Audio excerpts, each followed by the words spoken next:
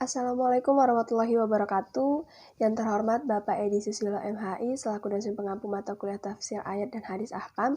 Sebelumnya izinkan saya memperkenalkan diri. Nama saya Helenita Suryani dengan NPM 221020072 dari Prodi Hukum Tata Negara, kelas B Universitas Islam Negeri Raden Intan Lampung.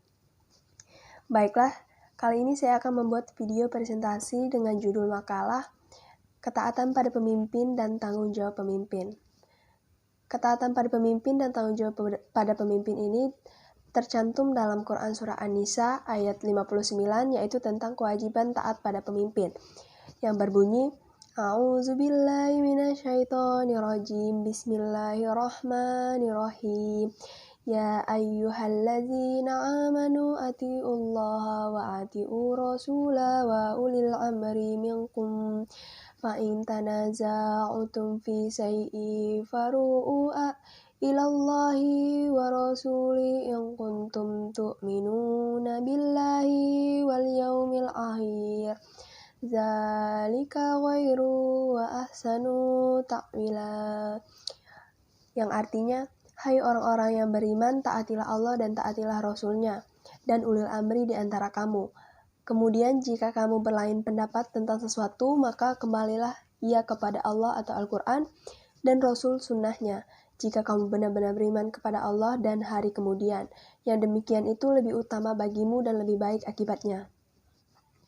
Adapun asbabun nuzul dari ayat ini, yaitu Imam Bukhari meriwayatkan bahwa ayat ini turun berkaitan dengan tindakan Abdullah ibnu Hufaza ibnu Qais ketika ditugaskan memimpin pasukan dalam suatu peperangan. Karena ada persoalan, maka dia mengalami emosi lalu menghidupkan api yang besar dan memerintahkan pasukannya membakar diri. Sebagian mereka ada yang ingin mengikuti perintahnya, tetapi yang lain menolak tegas.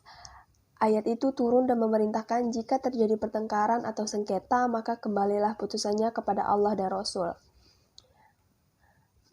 Selain tercantum dalam Quran Surah An-Nisa ayat 59, yaitu tercantum juga dalam hadis, yaitu tentang ketaatan pada pemimpin dan tanggung jawab pemimpin. Yang pertama, hadis riwayat Imam Muslim, yang artinya dari Ibnu Umar radhiyallahu anhu dari Nabi Muhammad SAW bersabda, wajib atas seorang muslim mendengarkan dan taat pada pemimpin, baik dalam hal yang ia suka maupun ia benci.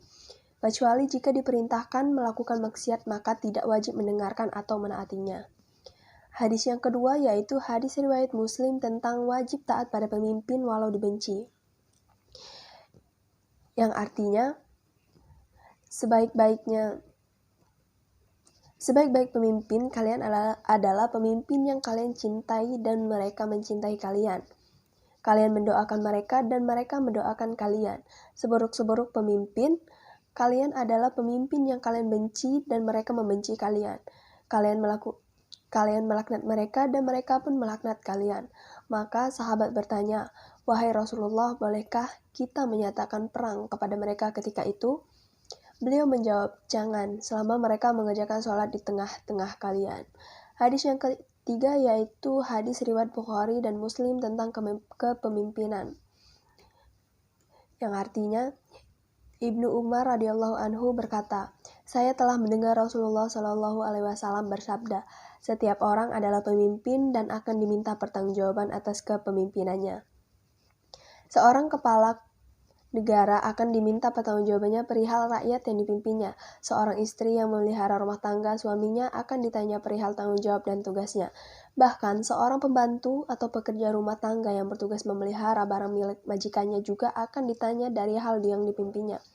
Dan kamu sekalian pemimpin yang akan ditanya atau diminta pertanggungjawaban dari hal yang dipimpinnya. Kandungan hukum dalam ayat dan hadis tersebut yaitu yang pertama, 1.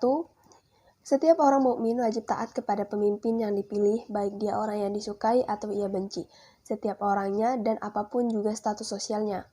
2. Ulil amri adalah para imam penguasa, hakim, dan semua orang yang memiliki kekuasaan yang syar'i, bukan kekuasaan diktator. 3. Batas ketaatan kepada pemimpin adalah selama memerintahkan kebaikan dan tidak menyuruh berbuat maksiat.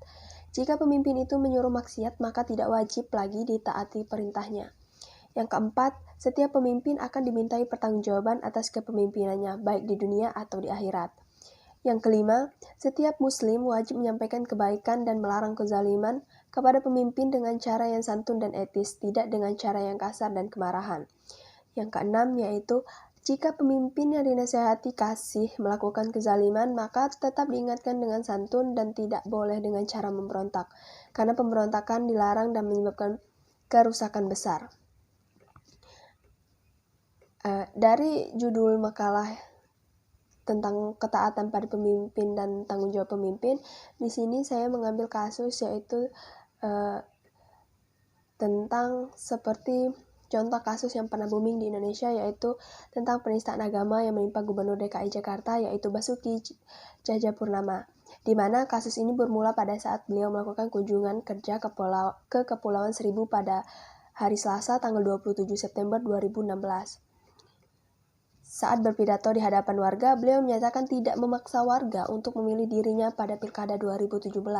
Pernyataan itu disertai kutipan surat Al-Maidah ayat 51 yang akhirnya menuai reaksi publik, di mana dalam video yang beredar, gubernur nonaktif menyatakan bahwa kalau Bapak Ibu gak bisa pilih saya, ya kan dibohongin pakai surat Al-Maidah ayat 51, macam-macam itu. Itu hak Bapak Ibu. Ya, jadi kalau Bapak Ibu merasa nggak milih nih karena saya takut neraka, dibohongin gitu ya nggak apa-apa. Kemudian video tersebut akhirnya memicu kemarahan sehingga umat Islam marah besar. Pada 7 Oktober 2016, Ahok dilaporkan oleh Habib Novel Syahidar Hasan yang berprofesi sebagai alim ulama karena diduga tindak pidana penghinaan agama. Setelah menjadi viral di publik pada Senin 10 Oktober 2016, Gubernur DKI Jakarta nonaktif itu meminta maaf atas pernyataan tersebut dan menyatakan bahwa beliau tidak bermaksud menyinggung umat Islam, namun pernyataan beliau terkait dengan penistaan agama masih memunculkan banyak reaksi. Akhirnya demonstrasi dilakukan berbagai ormas Islam Indonesia di depan Balai Kota DKI Jakarta yang dihadiri ribuan orang, menuntut untuk dihukum pada tanggal 14 Oktober 2016.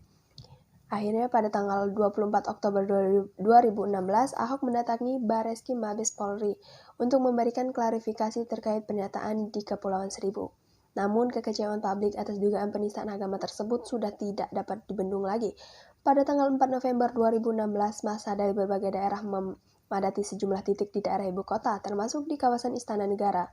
Atas nama kebebasan demokrasi, massa turun ke jalan menuntut proses hukum Gubernur DKI Jakarta nonaktif itu atas dugaan penistaan agama segera diproses dan dituntaskan. Pintu istana kemudian terbuka dan akhirnya Wakil Presiden Yusuf Kala membuka dialog dengan perwakilan demonstrasi di dalam istana.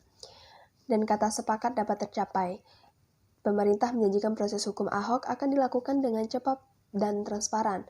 Kemudian sebagai telapor dengan penistaan agama memenuhi panggilan penyidik Bareskrim Mabes Polri pada tanggal 7 November 2016.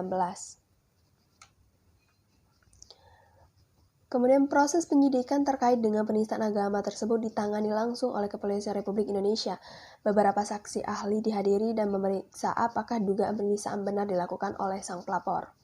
Kemudian proses hukum berjalan sesuai dengan konstruksinya. Setidaknya sudah ada 22 saksi yang telah diperiksa, terdiri dari 10 saksi ahli dari 3 bidang, yaitu ahli bahasa dari UGM, ahli agama dari MUI, dan ahli hukum pidana dari Universitas Indonesia dan Universitas Islam Indonesia. Kemudian analisis kasus mengenai penistaan agama terhadap yang dilakukan oleh Ahok atau Gubernur DKI Jakarta.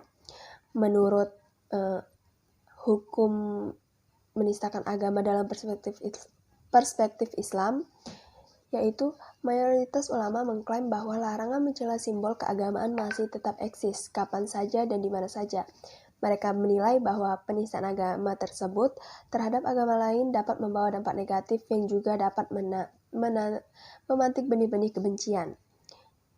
Sesuai dengan firman Allah dalam Quran Surah Al-An'am ayat 108 yang artinya, dan janganlah kamu memaki sembah-sembahan yang mereka sembah selain Allah, karena mereka nanti akan memaki Allah dengan melampaui batas tanpa pengetahuan. Demikianlah kami jadikan setiap umat menganggap baik pekerjaan mereka. Kemudian kepada Tuhan mereka kembali, lalu Dia memberikan kepada mereka apa yang dahulu mereka kerjakan. Selain itu, berdasarkan kasus yang telah terjadi di atas yang dilakukan oleh Gubernur DKI Jakarta Basuki Cahayapurnama, dapat dikatakan bahwa kasus tersebut merupakan bentuk pelanggaran dari Quran Surah An-Nisa ayat 59, bahwasanya di dalam surah tersebut Allah memerintahkan, taatilah Allah dan taatilah Rasul-Nya dan ulil amri di antara kamu. Kemudian jika kamu berlain pendapat tentang sesuatu, maka kembalilah ia kepada Allah atau Al-Quran dan Rasul Sunnahnya. Jika kamu benar-benar beriman kepada Allah dan hari kemudian, yang demikian itu lebih utama bagimu dan lebih baik akibatnya. Melihat dari kasus di atas bahwasanya terjadi perbedaan pendapat antara masyarakat dengan seorang pemimpin, bahwasanya masyarakat menganggap Gubernur DKI Jakarta melakukan penistaan terhadap agama Islam pada saat kunjungan kerja di Kepulauan Seribu, sedangkan pemimpin Gubernur DKI Jakarta tersebut mengklarifikasi tidak melakukan tindakan demikian. Selain itu, analisa yang kedua yaitu berdasarkan undang-undang yang berlaku di Indonesia. Berdasarkan kasus penistaan yang dilakukan oleh pemimpin atau Gubernur DKI Jakarta tersebut, Majelis Hakim Pengadilan Negeri Jakarta Utara yang memeriksa dan mengadili perkara ini menyatakan terdakwa Basuki Cahayapurnama alias Ahok terbukti melakukan tindak pidana di muka umum, menyatakan perasaan permusuhan, kebencian atau penghinaan terhadap suatu golongan rakyat Indonesia, sebagaimana diatur dalam pasal 156 KUHP dalam dakwaan alternatif kedua. Mungkin sekian yang dapat saya jelaskan. Bila terdapat kesalahan kata, saya mohon maaf. Kepada Allah saya mohon ampun. Saya akhiri. Wassalamualaikum warahmatullahi wabarakatuh.